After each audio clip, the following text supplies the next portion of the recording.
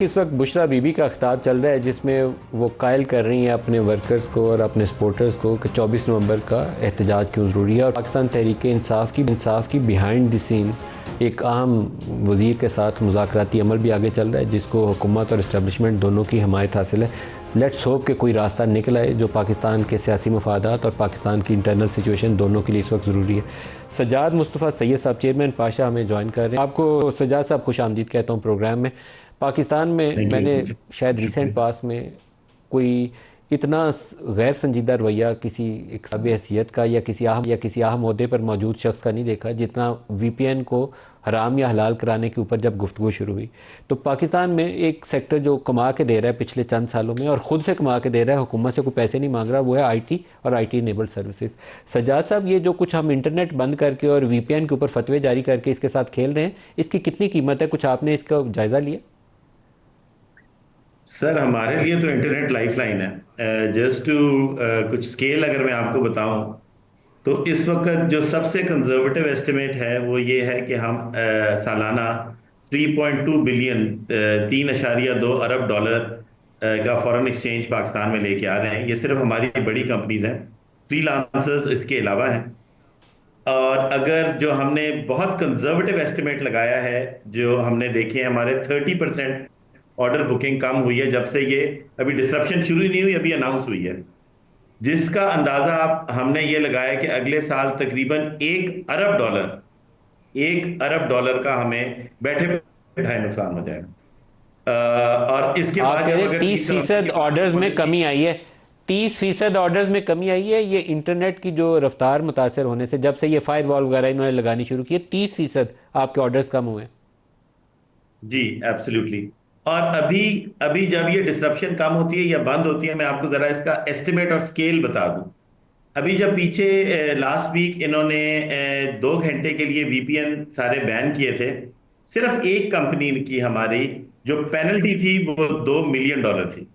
$20 लाख 2 घंटे की internet disruption की वजह से हुई थी, क्योंकि पेनल्टीज बहुत बड़ी होती है ना। अगलों का बहुत बड़े क्रिटिकल काम कर रहे होते हैं। और ये जो वाइट लिस्टिंग का तरीका बताया है, ये तरीका हम लोग कर ही नहीं सकते। अगर हम करेंगे तो हमारी कंपनीज का बिजनेस जीरो हो जाएगा। पहले गिरेगा और फिर इवेंचुअली जीरो हो जाएगा। और सबसे बड़ा मसला हमारे फ्रीलांसर्स में ये के ऊपर होगा। ये वो छोटे बच्चे हैं जो अपनी इनकम $100, $200, 30,000, 50,000, 70,000 रुपए कमाते हैं, अपनी इनकम को सप्लीमेंट करते हैं, घरों से बैठे छोटे छोटे काम करते हैं। इनका बिजनेस तो बाकायदा जीरो हो जाएगा, ये बंद हो जाए, मतलब इनकी बिल्कुल और इनकम सप्लीमेंट फ्रीलांसर्स की खत्म। तादाद कितनी है इस वक्त पाकिस्तान में? इस वक्त जी 2.3 मिलियन है, अकॉर्डिंग टू एडीपी रिपोर्ट। तकरीबन 23 लाख लोग हैं ये अक्रॉस पाकिस्तान, तो छोटे तेईस गांवों में लाख हैं। लोगों को महीने का वो $500 या $1000 भी कमाएं तो हम उन 23 लाख लोगों के साथ वो $1000 या $500 की आमदन को ज़रब दे के तो एक रकम निकाल रहे हैं, तो उतना पाकिस्तान को फकी लगा रहे हैं। लेकिन क्या हमारे जो पॉलिसी साज हैं, वो जो पीटीए वाले बैठ के फैसले करते हैं, उनको ये बात समझ नहीं आती कि हम पाकिस्तान का मुस्तकबिल दाव पे लगा रहे हैं? जी, हमारी मीटिंग हुई थी पीटीए से। PTA is actually an implementation body, वो इम्प्लीमेंट करते हैं जो भी उनको हुक्म मिले। तो हमने गवर्नमेंट को बावर कराया है कि जी ये जो इस किस्म के लॉसेस होते हैं, जिससे हमारी और ये अब आई थिंक कुछ उन्हें समझ आई है, कुछ रियलाइजेशन हुई है कि ये काफी इल कंसीव्ड तरीका है। देखिए, जहां तक ऑब्जेक्टिव का ताल्लुक है ना, कि जी नेशनल सिक्योरिटी का जो हमें बताया गया, नेशनल सिक्योरिटी पे तो कोई मुहिब वतन पाकिस्तानी, कोई पाकिस्तानी भी क्वेश्चन नहीं कर सकता। ठीक ऑब्जेक्टिव है, हम गवर्नमेंट को सपोर्ट करते हैं नेशनल सिक्योरिटी के एजेंडा पे। अगर national security is an agenda, we totally totally supported. और हमें यकीन है हमारे लोग, बच्चे जो शहीद हो रहे हैं, हमारे भाई हैं, हम उसे सपोर्ट करते हैं। पर ये जो तरीका बताया, ये तरीका गलत है। इस तरीके से ना नेशनल सिक्योरिटी ऑब्जेक्टिव अचीव होगा, और ना ही हमारा और इकोनॉमिक इम्पैक्ट भी बहुत ज्यादा है। हमारी रिक्वेस्ट ये है आप कि क्या वो तजवीज़ तरीका करते हैं? अपनाएं जो हमारे हमसाया ममालिक ने अपनाया, फिलीपींस ने अपनाया, अमेरिका अपनाता है, बाकी जितनी सिविलाइज कंट्रीज हैं वो अपनाती हैं। जो हमने तरीका अपनाया, ये दुनिया के बहुत चंद मुल्क हैं, और वो सोशली आइसोलेटेड मुल्क हैं जो दुनिया से ट्रेड नहीं करते, जैसे नॉर्थ कोरिया है, तुर्कमानिस्तान है, ईरान है, आप जिनकी क्या तजवीज़ इंटरनेशनल करते ट्रेड हैं नहीं। सज्जाद साहब? जी। आप क्या तजवीज़ करते हैं? जी, हमने पीटीए को भी, और हमने मिनिस्ट्री ऑफ आईटी को भी, और भी मुख्तलिफ अहदेदारान को ये समझा बताया है, और वो उनमें से कुछ लोग हमसे एग्री भी करते हैं कि इसका तरीका ये होता है जो बाकी दुनिया ने किया कि एक वीपीएन, एक अप्रूव्ड वीपीएन लिस्ट बन जाती है और वीपीएन सर्विस प्रोवाइडर्स होते हैं, और वीपीएन का डेटा लोकली होता है। यहां से बजाय इसके कि हम अमेरिका का वीपीएन रखें जो हमारा डेटा रखता है या वेस्ट में हो, वो वीपीएन पाकिस्तान में आप होस्ट कराएं, वीपीएन सर्विस प्रोवाइडर्स हो जो फिर सारे के सारे, बजाय इसके कि हर इंडिविजुअल कंपनी ले, वो वीपीएन सर्विस प्रोवाइडर्स आ जाते हैं। जैसे आपका जिस तरह मोबाइल लिंक है, या जैसे आपकी टेलीकॉम सेक्टर है, या आपका जैसे इंटरनेट सर्विस प्रोवाइडर है, इसी तरह आपके वीपीएन सर्विस प्रोवाइडर्स आ जाते हैं। और गवर्नमेंट को सिर्फ 10, 15, 20, 50 जितने लाइसेंस देना चाहे वो दे दे, और लोग फिर उनसे वीपीएन सर्विसेज लें।